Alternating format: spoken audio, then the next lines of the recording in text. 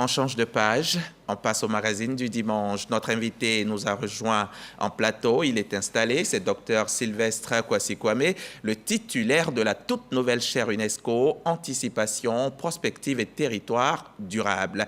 Merci encore, Dr Kwasi, d'avoir répondu à notre invitation. Vous êtes ici pour nous instruire, nous en dire un peu plus sur cette chaire UNESCO. Mais avant de démarrer notre entretien, je voudrais bien qu'on regarde ceci.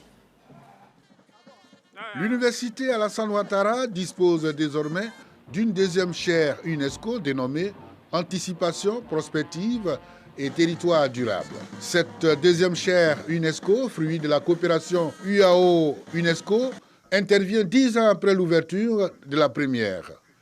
L'inauguration officielle de cette nouvelle chaire s'est déroulée en présence de plusieurs hauts cadres du pays.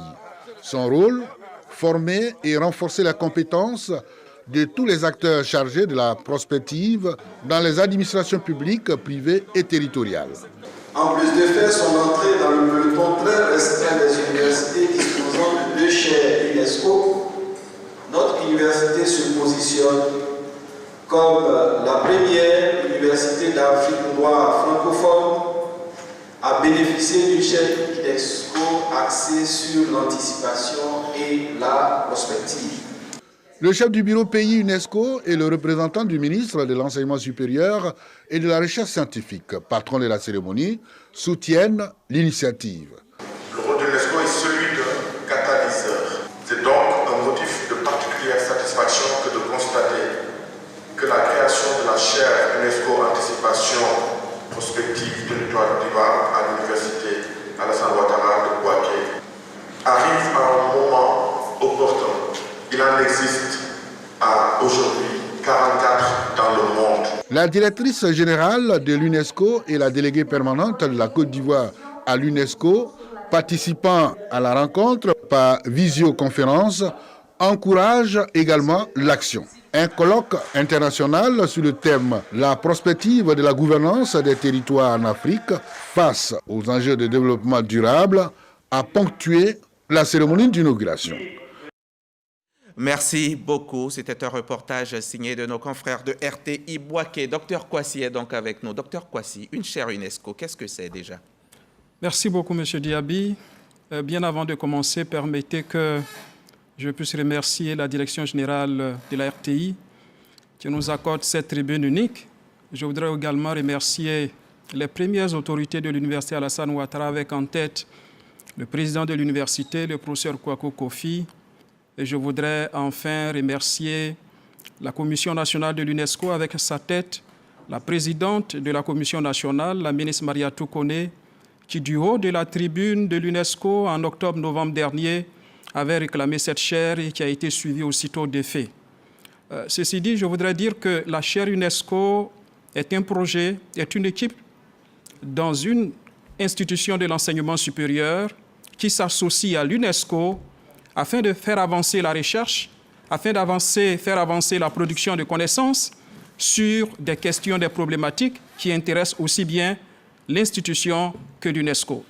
Et une chaire UNESCO est encadrée par un responsable qu'on appelle un titulaire, dont la compétence est avérée dans un domaine bien précis, et ce dernier est accompagné dans sa tâche par un ensemble de personnes, notamment des étudiants, des enseignants, de l'institution hôte, mais aussi d'institutions extérieures. C'est la raison pour laquelle, dans le cadre évidemment de notre chaire, nous sommes certes logés à Bouaké, mais nous travaillons avec les universités publiques de Côte d'Ivoire et d'ailleurs. D'accord, et vous êtes le titulaire de cette chaire UNESCO. Hein? Merci. Jusque-là, la Côte d'Ivoire bénéficiait de 3 chaires UNESCO, la culture de la paix, aux femmes et pouvoir de décision, et la bioéthique. Et maintenant, la chaire UNESCO, anticipation, prospective et territoire durable. Qu'est-ce que c'est exactement? Qu'est-ce qu'il faut entendre par cette dénomination? Merci beaucoup. Vous l'avez si bien dit. Nous avons avant cette nouvelle chaire 3 chaires UNESCO. Donc la chaire UNESCO Anticipation, Prospective et Territoire durable, sa spécificité, c'est qu'elle est dédiée entièrement à l'anticipation, à la prospective et aux sciences des territoires. C'est la première chaire UNESCO et le président de l'université l'a dit tout à l'heure, la première chaire UNESCO dédiée à la prospective en Afrique noire francophone. Mais pourquoi anticipation, prospective et territoire durable? Vous savez, contrairement aux périodes antérieures qui étaient marquées par la stabilité, la linéarité, voire les invariances, la période actuelle, la seule certitude, c'est que ce sont les incertitudes, parce que nous avons une période marquée par beaucoup de ruptures, des incertitudes de tout genre, et nous voyons la situation avec évidemment la crise de la Covid. Dans un contexte pareil, si vous n'avez pas de capacité d'anticipation, vous serez confronté continuellement à la gestion des urgences. Or, comme le disait Talleyrand, quand il est urgent, c'est qu'il est déjà trop tard.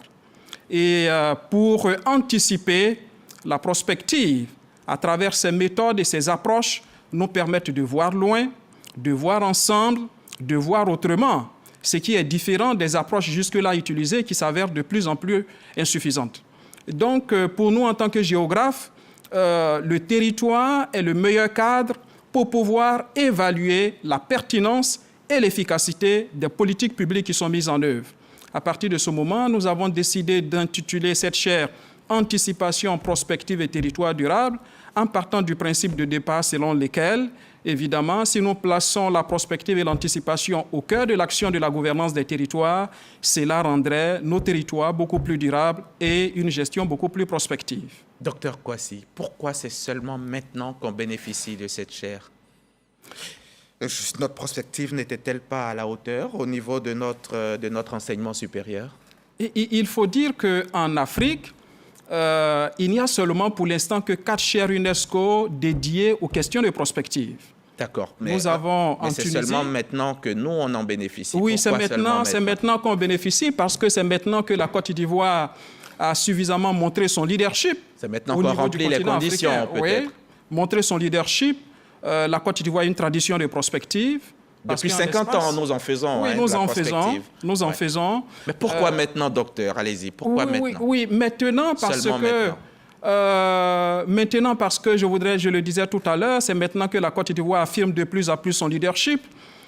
Maintenant parce qu'au niveau de l'Université Alassane Ouattara, en 2019, l'Université Alassane Ouattara avait participé à un projet « Imaginer les avenirs de l'Afrique » au niveau de l'UNESCO.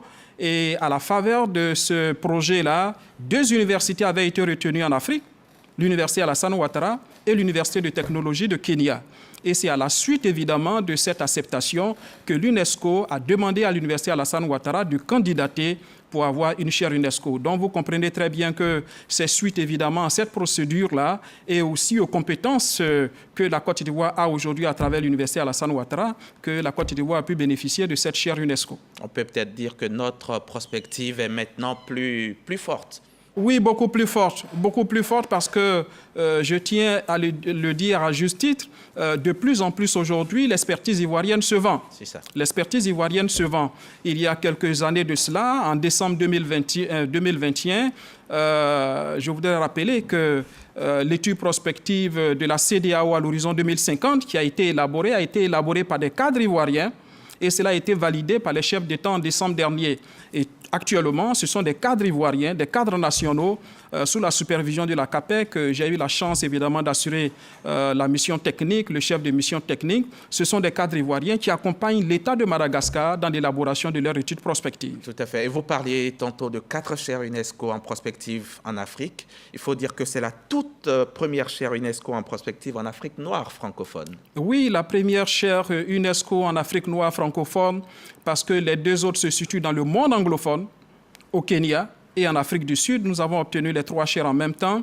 Et la toute première est située à l'Université de Carthage en Tunisie, qui est dans le monde arabophone. Qu'est-ce qui a milité en notre faveur, vraiment, à votre avis? Ce qui a milité en notre faveur, c'est la tradition prospective que la Côte d'Ivoire a depuis quand même quelques années. Un demi-siècle. Oui, en l'espace, je crois que rares sont les pays africains qui bénéficient aujourd'hui d'une telle tradition, d'une telle expertise Cela fait plusieurs années que la prospective est enseignée en tant que discipline d'enseignement dans les universités publiques en Côte d'Ivoire. La prospective aujourd'hui est institutionnalisée au niveau de l'État de Côte d'Ivoire à travers le ministère du Plan, le Bureau national de la prospective. Et tout cela milite évidemment en faveur du leadership de la Côte d'Ivoire pour aujourd'hui réclamer effectivement cette chaire de prospective au niveau du continent africain. Mais votre spécificité, vous en avez parlé tantôt, mais quel est votre objectif? Quelles sont vos missions, vos objectifs? La vocation de toute chaire UNESCO, c'est le développement humain. Ceci dit, la chaire UNESCO Anticipation, Prospective et Territoire durable voudrait contribuer au changement social par la construction de territoires beaucoup plus durables. De façon spécifique, nous allons partir évidemment des 3 piliers des chaires UNESCO en études et futures: la recherche, l'enseignement et l'engagement communautaire. Et donc, entre autres objectifs, la chaire UNESCO de Bouaké vise à promouvoir évidemment la coopération internationale entre chaires UNESCO, vise à développer l'enseignement de la discipline de l'anticipation dans les universités, mais aussi renforcer les compétences des cadres nationaux, de l'administration publique, de l'administration privée, de l'administration territoriale, et puis conduire des projets de recherche en matière de prospective pour avoir des territoires beaucoup plus durables et qui répondent aux attentes évidemment de nos populations. Que va gagner la Côte d'Ivoire, Dr Kouassi, de façon concrète, en abritant cette nouvelle chaire UNESCO? La Côte d'Ivoire gagne énormément. La Côte d'Ivoire gagne énormément parce que les pays qui disposent de 4 chaires UNESCO en Afrique ne sont pas nombreux. Quoique 4, c'est peu quand même. Oui, quoique 4, c'est peu, et il y a d'autres chaires qui s'annoncent, je crois. Mais en Côte d'Ivoire, nous en avons pour l'instant. Et cela va renforcer le positionnement stratégique de la Côte d'Ivoire au sein de l'organisation qu'est l'UNESCO. Ça, c'est d'un. De deux, aujourd'hui, on parle de diplomatie économique, de diplomatie parlementaire. La prospective est une niche, je voudrais le dire, où la Côte d'Ivoire a une expérience, a une compétence avérée qui n'est pas répandue partout en Afrique. Je le disais tout à l'heure que l'expertise ivoirienne s'est vendue au niveau de la CEDEAO, l'expertise ivoirienne se vend aujourd'hui au niveau de Madagascar. Donc la Côte d'Ivoire peut s'appuyer sur cette niche-là en termes de diplomatie éducative dans le cadre évidemment de sa stratégie d'intelligence économique.